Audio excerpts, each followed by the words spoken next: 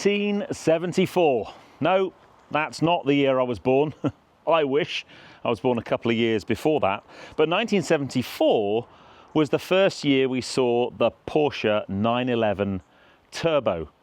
It's 50 years old. And to celebrate that, Porsche have given us this, the 911 Turbo 50 years. Now, I didn't actually get this car necessarily to do a review on it. I kind of asked Porsche really nicely if they would lend me a nice car to go to my good friend Joe Achilles' wedding, which is this weekend. I wanted to kind of turn up in something special, and they went, absolutely, we've got the perfect car for you. So I picked that up this morning, but I thought, while I've got it, I'd love to do a film on it because I've always had a soft spot for the 911 Turbo. Hey guys, and welcome to Petrol Ped, and welcome to the 911 Turbo 50 years.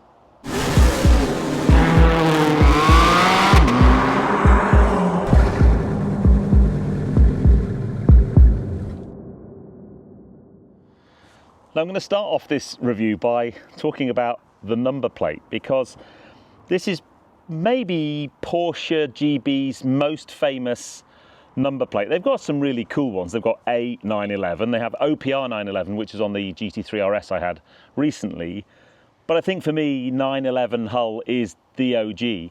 Now, I've only driven 3 911 turbos in my time of doing YouTube. The very first one was actually at Harbour Cars some 9 years ago. I drove a 997 turbo. I then went to Porsche Experience Centre at Silverstone. It was one of the kind of first manufacturer things I got invited to. I remember at the time, I'd only been doing YouTube less than a year, and to get taken to Porsche Silverstone and drive all of their cars all day, and I ended up doing a film with a 911 Turbo. It was the latest generation at the time. It was a 991.2 Turbo S, and it was wearing 911 hull. And then more recently, with my good friends at 50 Supercars, when they were giving away their 997 Turbo Cabriolet, that was the last 911 Turbo I've driven. So I've always liked them. I've always liked the styling, but I think, I'm not going to say or use the word controversial, but I think people either like 911 turbos or they don't. And when I say people, I'm really talking about people who like Porsche and like 911. They've got their fans and they've got the people who aren't actually that impressed with them. I can almost hear you screaming at your screen. What do you mean, not impressed with a 911 Turbo? How can you not be impressed with a 911 Turbo? Well, let me explain. I think the challenge the Turbo has always had is it's almost too good and too fast. It kind of takes away some of that sharp driving enjoyment that you would get from maybe a rear-wheel drive, lower powered car, maybe, dare I say, a manual car. Even a base Carrera, arguably, is a more usable car down a B road. However, these things pack a punch like nothing else. Let me just give you some numbers. In here we have a 3.8 litre twin turbo flat 6, and in this 992.1 generation that produces 650 horsepower and 800 newton meters of torque, all fed through an 8-speed PDK gearbox and 4-wheel drive. That means the performance figures of this car are on another level. This car will do 0 to 62 miles an hour in 2.7 seconds. And that's the number Porsche quote. So it's likely you're probably going to be able to maybe just get under that a little bit. And it will top out at 205 miles an hour. It's a proper bit of kit, this car. But the argument is that's too much performance to get any kind of feeling of movement in the car or that connection with the car. You're going so fast that you're going to lose your license. They're phenomenal things. But for me, I just always like the styling of the 911 Turbo, the way the wing sits on the back, the big wide hips, the fact it is 4-wheel drive, the fact it is usable and super comfortable. I've always liked them. And heaven knows what the 992.2 Turbo is going to be like, because that has 2 of those fancy turbos you get in the new T-Hybrid GTS model, a ridiculous amount of horsepower. It's going to be a phenomenal thing. So I kind of understand why turbos aren't necessarily every 911 lover's cup of tea, the last thing to mention probably is just a weight thing. So the GT3 RS I had a couple of weeks ago, this turbo weighs 200 kilos there or thereabouts more than a GT3 RS. They're a heavier car. So when you're driving them, they just have a heavier feeling to them. The steering's not quite as sharp. It's still a 911. It still handles beautifully, but it's a totally different type of car. And I think I said in my GTS video, that's what I find amazing about the 911 platform. They're all so different. From the outside, it looks like a 911, but they're completely different in terms of driving characteristics. So what have they done to this 50-year special edition to make it special? Well, mechanically, nothing at all. This is just a Turbo S mechanically, all of the same numbers as you'd get in a standard Turbo S. If you look down the spec sheet, firstly, the list price of the Turbo S is now just over £200,000. I look back on the 991.2 Turbo S I drove 9 years ago, and that listed at £147,000. So they've gone up like over 50 grand in 9 years. But the big ticket item on this is the 50-year anniversary pack, which is £200 shy of £12,000. What do you get for that? Well, you get this external sticker pack. You get these beautiful Sport Classic design wheels. They're very Fuchs inspired. I think they look absolutely incredible, especially when you pair it with this aventurine green body color, which is one of my favorite Porsche colors. But if you think the outside is spectacular, then you should look at the interior, because honestly, with the exterior stickers and color and then the interior pack, I think this is one of the nicest spec cars I have tested so far. It's certainly up there with the 911 Sport Classic that I really did fall in love with. So let's have a look on the inside. I know the outside stickers aren't going to be for everybody's taste, and I know for a fact when Tracy gets home from work, she's going to look at the car and go, "No, I don't like the stickers." I'm 50-50 as to whether she's going to like the interior, but I think it's absolutely incredible.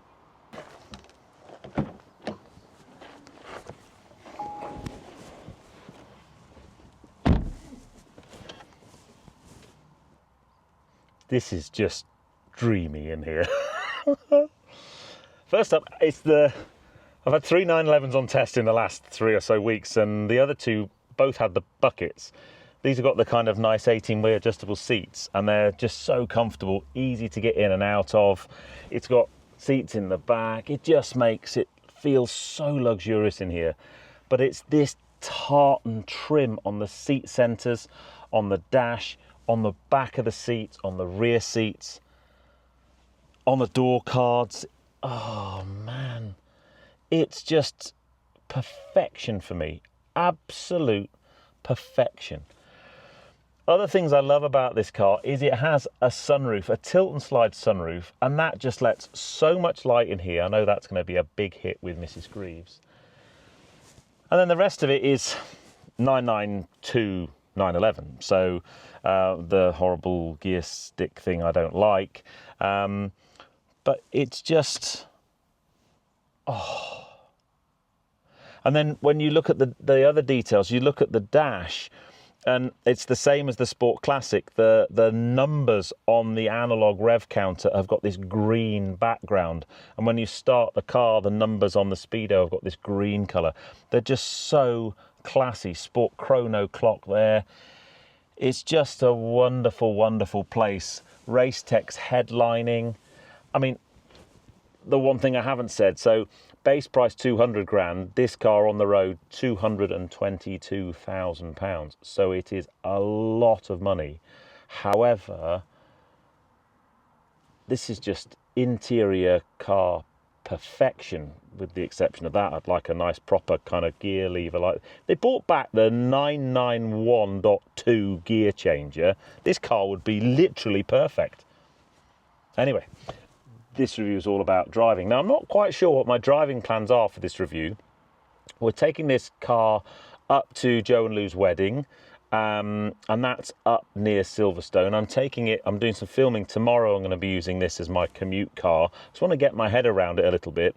I've driven it back from Reading, so I'm already starting to get a feel. So the next time you see me, we'll jump in the car and go for a spin. I'd like to get Tracy's take on it as well. Having Had her in the GTS T Hybrid just last week. She fell in love with that car, but I have a feeling she's going to like this one even more.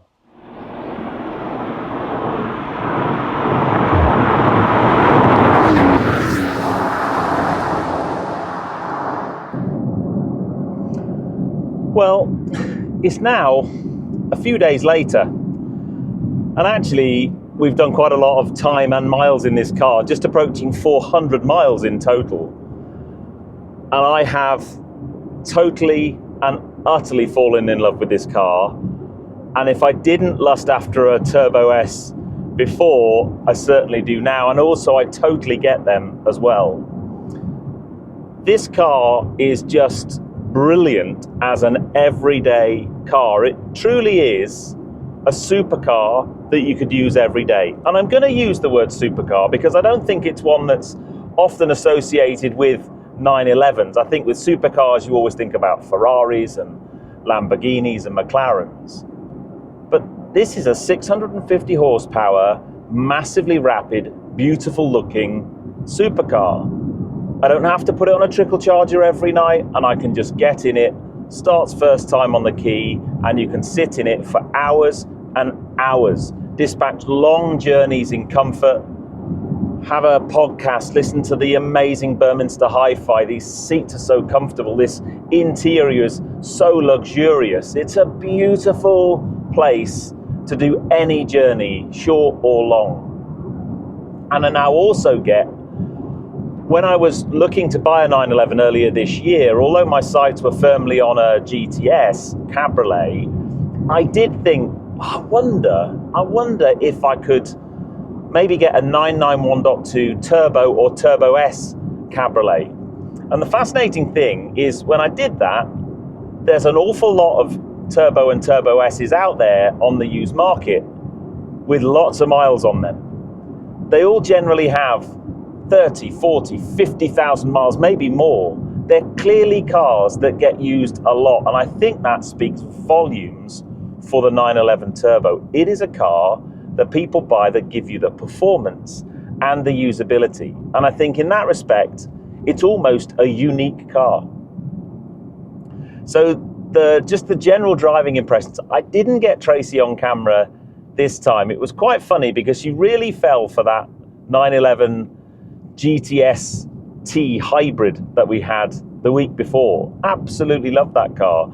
And when she saw this car, her first impressions were just as I thought. She didn't like the stickers and she didn't like the gingham interior. And I was like, no, it's a heritage tartan interior. It is not gingham.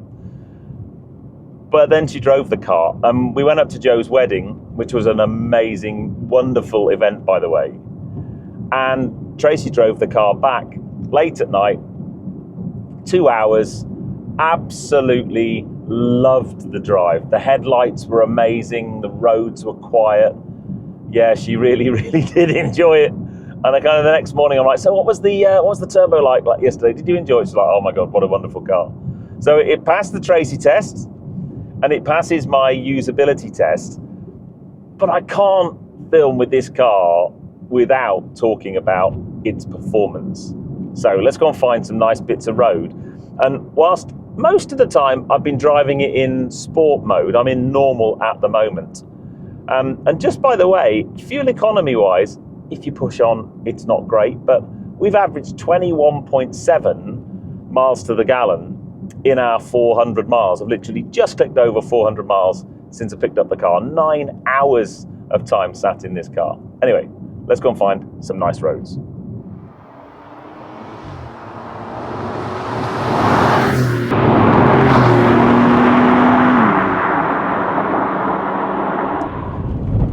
Okay, let's pop it up into sport. Ooh. And I'm going to select manual gear change. And then as soon as we hit this national 60, we'll give it a bit of squirt. I might do a pull from, let's say, third. Little bit of turbo lag and then whoosh. This thing.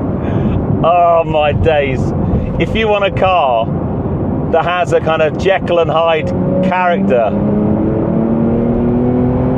it's a 911 Turbo. It's a soft little pussycat in normal mode, and you get it to change gear for itself. But the second you want to have a bit of fun, the second you put it in sport mode, or if you're really feeling brave, up into Sport Plus, change gears for yourself, it just leaps off down the road. Now, what I would say is, from a sound point of view, it's a little bit underwhelming, and that will be one of the major criticisms aimed at the Turbo and Turbo S, is they've just never sounded great, especially from factory with stock. This has got a sports exhaust. The sports exhaust has its valves open. It's still a bit meh. It has a few burbles on overrun, which are quite nice, but it's certainly not as loud and as sonorous as the GTST hybrid that I had the other week, and definitely not as loud as the GT3 RS. So I'm sure that will appeal to a fair number of people. If you want a car that's not shouty and in your face, then this is the car for you.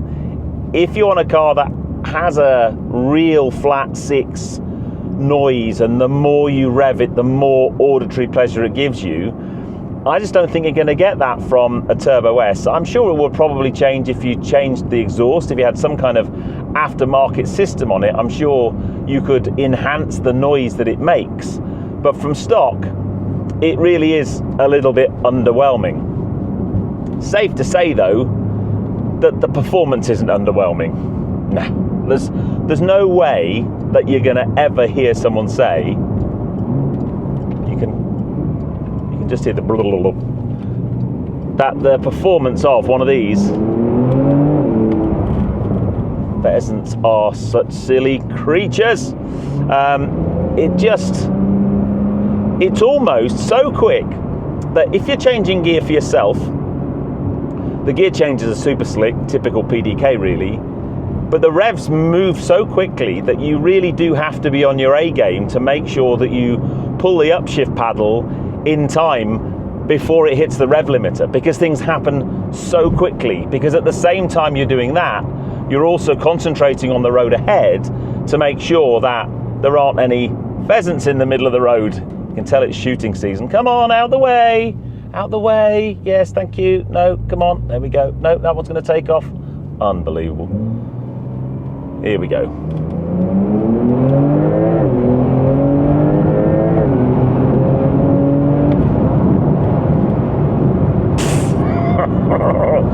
Now, the other thing that's really noticeable between this and the 992.2 GTS is the ride quality.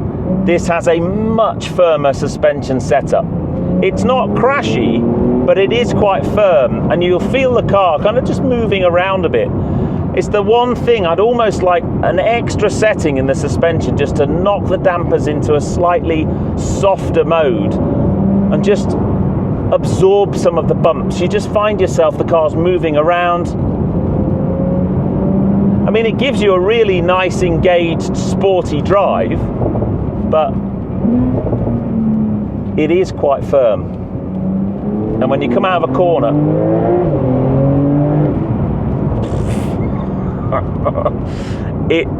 it's an astonishingly fast car, this. And I do get why people say that they're probably too fast for the road. You know, it gives you that driving engagement, but it does that at such high speed. I don't really see this. If you want a 911 that you're going to really drive enthusiastically on the public road, I don't think this is probably the car that you should buy. If you want a car that's going to be a super comfortable place to drive down to the south of France, or, you know, drive over to the Nordschleife and set some amazing times on the ring, then maybe this is the car for you.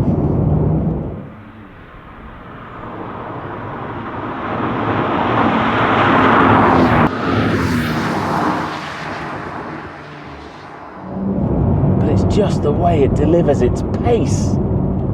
Absolutely epic. Now, it does have a party piece that I need to show you. In order to do that, I'm going to take it out of manual gear change. I'm going to stick it up into Sport Plus mode. Now, when you put it in Sport Plus, the rear spoiler lifts, which is pretty cool. It's a nice party trick. And I'm just going to show you a 0 to 60. Are we ready? Holding at 5,000.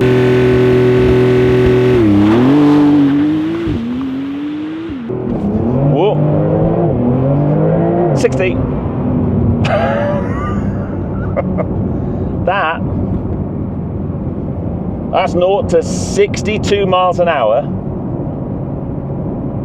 in under 3 seconds. Porsche quote 2.7. I have absolutely no doubt that on a nice day like today, it's relatively warm. If you get the tyres up to temperature, you're going to do 60 miles an hour in around about 2.5 seconds.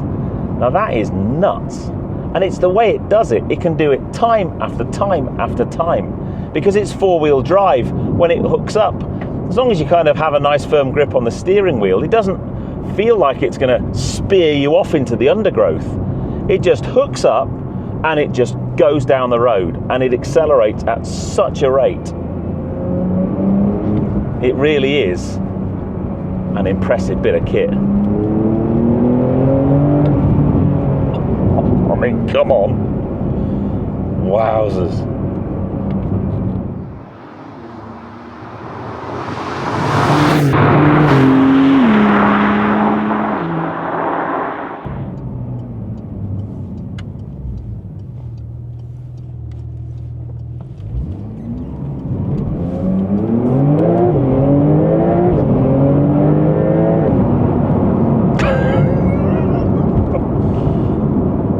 You find yourself doing that quite a lot. Now I'm up in Sport Plus mode. The dampers are firmed up a touch more. Now there is, because it's got the PDCC, Porsche Dynamic Chassis Control on this car, you can just soften the dampers up on the dash. And as I've mentioned already, the ride is a pretty firm one. So up in Sport Plus, and I do this in my Spider, I did it when I had a Boxster. I like everything up Sport Plus in terms of the throttle mappings and so on, but the chassis, I always just like to be in its softest setting. I just feel it gives me, on the road anyway, a more compliant ride and a more enjoyable drive. But I'm just properly blown away with the car. It's a wonderful piece of engineering. It's so practical. The boot up front, typical 911, is massive. The difference in having these 18-way adjustable seats that can tilt forward and having the rear space in the back is really noticeable, and it just makes this car far, far more usable. In fact, one of Tracy's words were, why couldn't we have had these seats in the car we had last week? Then that car would be perfect, especially if it had seats in the back. And that pretty much sums up Tracy's view of the 992.2 GTS. I think this car, for her, would be probably on an everyday basis way too much, and certainly the stickers would have to go, although we're both massive fans of the aventurine green paintwork. It's just a beautiful colour in the sunshine, it really is. And these wheels, whoa.